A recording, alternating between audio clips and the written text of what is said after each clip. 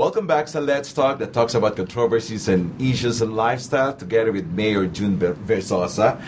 Mayor, ito, nakatanggap kayo ng award na the very prestigious award at sinasabi natin Pag-asa Award, which was given by the Civil Service Commission, am I correct? It was 2008, right? At balita ko pa nga, ikaw ang para bang pangalawa or the last time una no dito sa region, because the first was in 1962, am I correct? Pero, yeah. Doon inumpisahan yung awarding, yung awards na yan. So ito, Pag-asa. What do you mean by this? At sabi mo, ikaw lang ang nabigyan nito. Politicians or the civil service.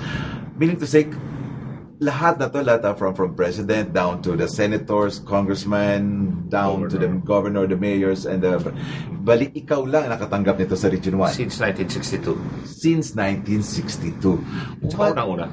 Wow, congratulations! Okay, so ano bang itong Pag-asa Award na to?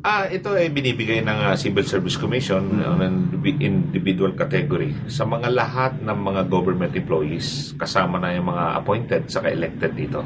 Okay. Karamihan ng nanalo rito ay mga appointed kasi they are the executive functions ng ating mga institusyon sa gobyerno. Mm-hmm. So, madalang ang politiko rito na may nominate at mananalo. So, bakit kayo? Nung in-nominate ako ng mga kasamahan ko sa Tagudin, of course, may mga evaluation chance. Oo.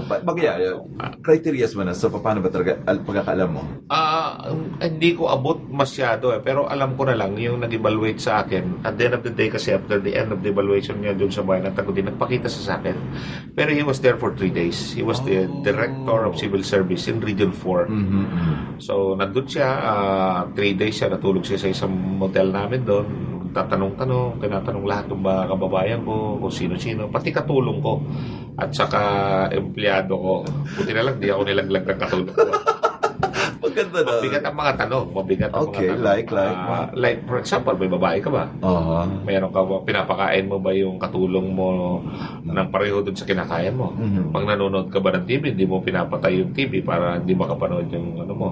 Okay. At saka, nagiinom ba kayo rito? Yung mga, maraming mga tanong. Talagang nilalaglag ka ng civil service evaluator. Talagang nilalaglag ka. Sila?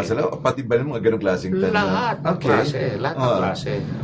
Dahil nga ako mag-isa lang ako sa bahay ko sa Tagudin. Ang pamilya ko kasi they live in Manila because they're all studying there.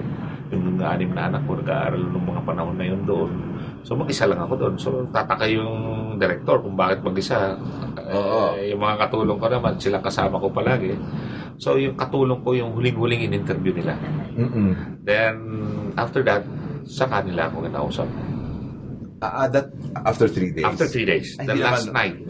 Yung the last night nila. Kasi umuwi na siya on that night Ano daw talaga yung baga is para nagpanalo sa'yo and you were chosen to be the awardee ng Pag-asa? Hindi ko alam Hindi ko abot Hindi ko abot. Basta naggawa na lang ng write-up. Ang nakita ko lang na points ko nung ini-evaluate ako ng director ng Civil Service Region 4, marami siyang nakita na hindi ko nailagay doon sa sinubmit kong data or applications for the Civil Service Pag-asa Award.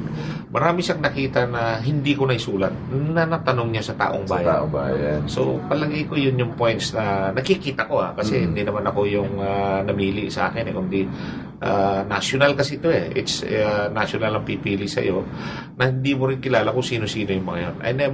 Until now, hindi ko kilala kung sino yung mga nag-appoint sa akin or nagpanalo sa akin. Ang nag-nominate sa akin, kababayan ko. Kababayan talaga. Pero yung nagpanalo sa akin ng board ng Civil Service Commission, hindi ko kilala.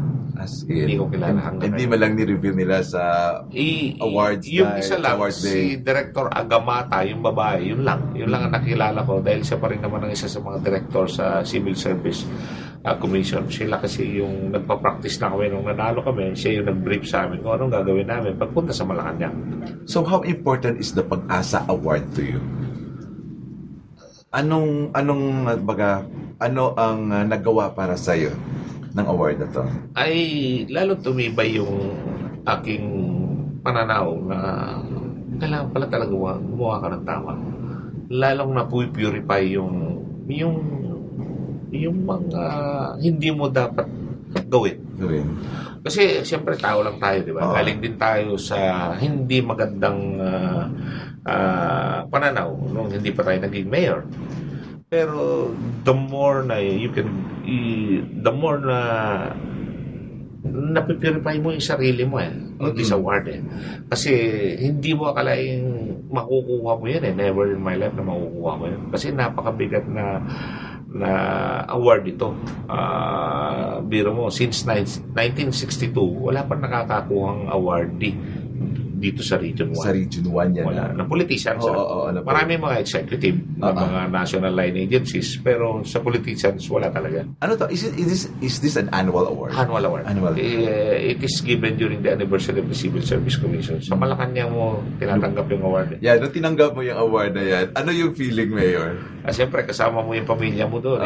Kasama yung pamilya mo, mayroong 100,000 na binigay, may gold na tapos marami mga yung sa UP, libre yung pagpapaaral mo ng anak mo. May STI. Ganda. May STI, mayroon pang mga bigay ng mga tourist duty free shop.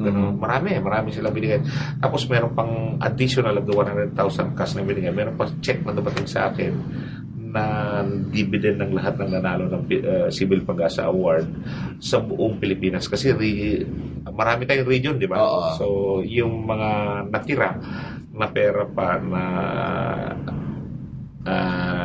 pinagati-hatian namin mga Regional Pag-asa Award. Okay. At siyempre, that's for you. Pero tanungin ko ikaw, after sa'yo dito, let's talk about dito lang sa probinsya muna natin. May kung ikaw ang pipili ng i-nominate, siyempre tapos ka na, nalalo ka na.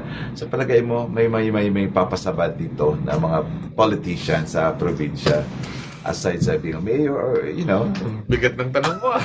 Siyempre, ikaw nanalo na. So, dito, may papasaba or may mamano-nominate ka ba? No comment muna ako doon, Derick. Pero siyempre, bagay, ang nag-nominate naman yung mga constituents, hindi kaya yung mga sectors. Dapat yung mga magandang ginagawa ng mga politicians, like for example in our province, ay siguro ino-nominate siya ng kanyang mga butante o constituent. Yeah.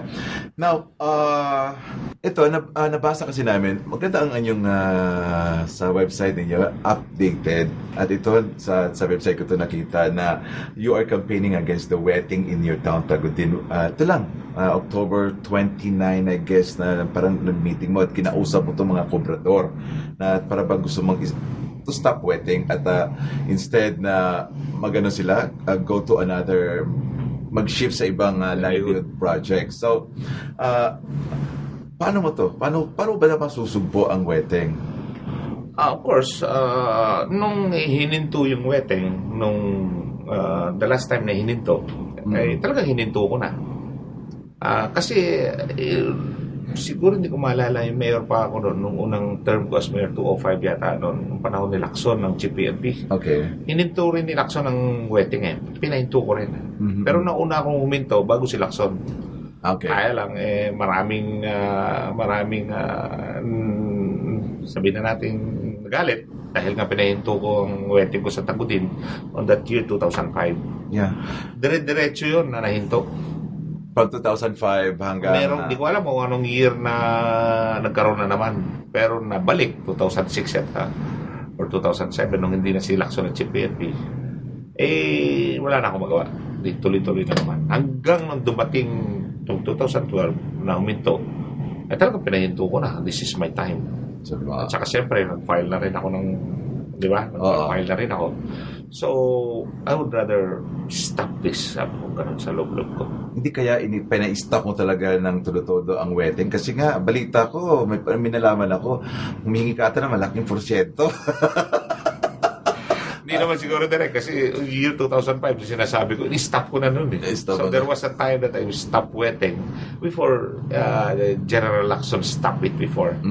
So siguro naman yung mga presidents na hindi ko naman siguro gagawin. Saka bakit ko naman padadagdagan yung porsyento? Pare-pareho lang naman yata yung porsyento ng bawat local chief executive. So ayaw ko na lang talaga maisubo ang aking mga kababayan na ang talagang tinitignan nila kung mawawalan na sila ng buhay pag walang wedding eh. Hindi sila naging malayang mag-isip na kung walang wedding, hindi na sila mabubuhay. Wala silang kalayaan mag-isip na gano'n. Wala na raw silang pampaaral sa mga anak nila pag mawala ang wedding. Especially itong mga kobrador na to. Parang napakababaw, parang walang awanti-waya-wayada nga magpanunod nga ang nagaduti sa bali nga aramiden aside from wedding. There are so many. So what livelihood mga projects and marami akong inano sa kanila. May mga network kasi ako sa ibang probinsya katulad kay Among Ed Panlilio na ginagawa niya sa mga kobrador din sa wedding na binibigyan nila ng parang livelihood para makapag-umpisa sila sa mga asawa nila, yung mga babae. So that's what I'm thinking. Then may konti naman akong livelihood projects para sa Tagudin. Yun ang umpisa ko para sa kanila. And besides Tagudin talaga, ang halos lahat ng aking kababayan doon ayaw ng wedding. Okay. Ang mga pare ayaw ng wedding, ang mga madre ayaw ng wedding, ang mga professionals ayaw, ang mga magulang ayaw ng wedding karamihan. Ang mga talagang tumataya lang dyan dahil nga ay yung mga kuminsan yung walang pera tumataya eh. Meron natitirang piso, itataya pa nila. O nga, by chance kasi baka sugal kasi totoo yung sugal. Pero kumusta? Paano tinanggap ng mga existing ng mga kobrador doon na itong pinipresent mo na livelihood sa kanya ay mas makakatulong sa kanila? Not because of para to stop gambling, pero paano nila tinanggap? Sa ngayon, meron pa rin nakakasingit. Papatay-patay. Hindi natin maalis yun. Tapos dinalagay nila sa bayan ng Sudipen, sa La Union. Okay. O kaya dinadala sa Santa Cruz. Ilocos Sur, yung kapitbahay kong bayan. So doon nila inalalagay yung mga napapatayan nila. Pero tuloy-tuloy ng aking drive. You cannot stop it overnight. That's reality. You must be courageous to face the life of reality. So, unti-unti. The drive is there. I partnered with the non-government organizations, the parish priests, the religious group, the professionals. Tulungan nila ako para maging malaya ang tao mag-isip na hindi po pwedeng yung kanilang dapat lang gawin para mabuhay. Ang daming pamamaraan. So, like what? Anong klaseng livelihood na i-offer mo? Ang sa akin, yung network ko kay Among Ed, magkakaroon sila ng seminar. They will be given a chance to be parang bibigyan sila ng pera. Then, magnenegosyo sila. Okay. Magnenegosyo sila. At doon magkakaroon ng talagang briefing kung paano nila gagastusin yung pera. At nakatali sila doon. Ang daming mga success story kasi nangyari sa Pampanga, gano'n eh. So I would like to duplicate it here in Tagudin. But later on siguro. Tsaka malaki ang Tagudin, ano? Tsaka ang ganda ng lugar. Pero before tayo mag-pause ng break, balik ko lang kasi nung una ko na-feature ang Tagudin, we talk about the calamansi plantation sa Tagudin. So, how's the calamansi doing the plantation? And of course, you had this product, the 1,000 product, the calamansi juice, and di ba may syrup pa tayo na? So, how is it? Ready to drink. Oh, yung ready to drink. Saka concentrate. Concentrate. So, how is it? Well, hindi mo maalis na negosyo sa bayan ng Tagudin yan kasi mayroong 70 to 80 hectares ang kalamansihan doon eh. At first class ang mga kalamansi. First class ang kalamansi kasi dinadayo nila talaga ron. Isa sa mga tinitingnan namin ay matuloy yung kalamansi ready to drink at saka yung concentrate. And before even then, meron kaming mga wine kalamansi. Yeah. Wine kalamansi. So, marami. Meron pa yung mga kalamansi, ano man yung tawag doon, yung pang ginawa ng mga aking mga teachers sa ISPSC, yung parang gamot na yung buto nila, parang dinikdik nila, then later on pag meron kang mga sugat, yun ang pang ano nila. Galing.